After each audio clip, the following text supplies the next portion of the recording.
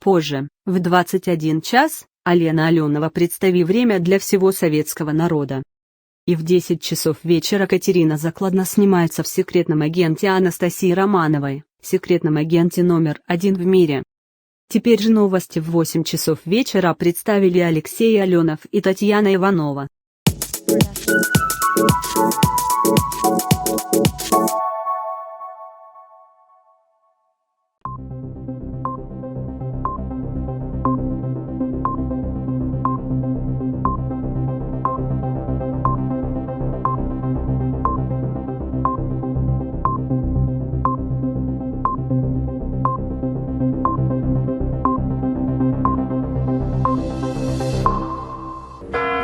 Президент Маленкова заявляет о полном нейтралитете страны.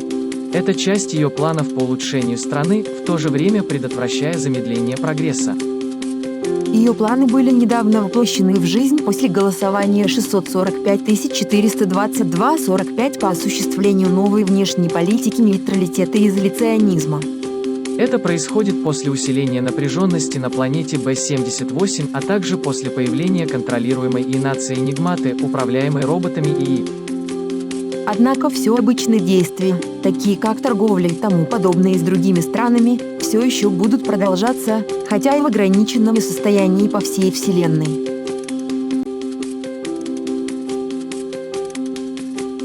Екатерия ФАЯ-6 исследователь выходит сегодня в сеть, чтобы помочь екатерианцам в освоении космоса. И рассчитает точную логистику, необходимую для будущих миссий по разведке и колонизации. Это будет способствовать росту экономики страны и поддержанию роста ВВП и роста населения.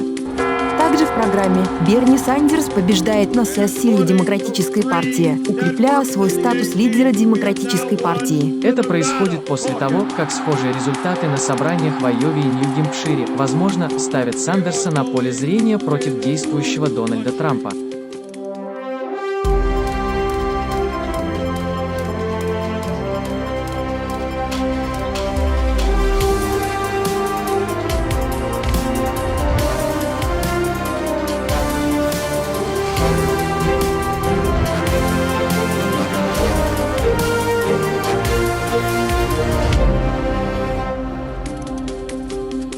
Ярк новости, в 8 часов вечера, с Татьяной Иванова и Алексей Аленов.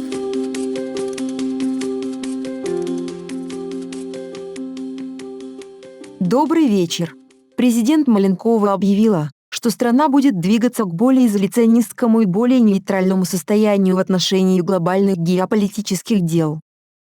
Политика включает в себя такие вещи, как вступление в нейтрально ориентированный альянс «Една нация» для оказания помощи в целях развития более бедным странам и обеспечения того, чтобы другие страны обладали возможностями для космоса.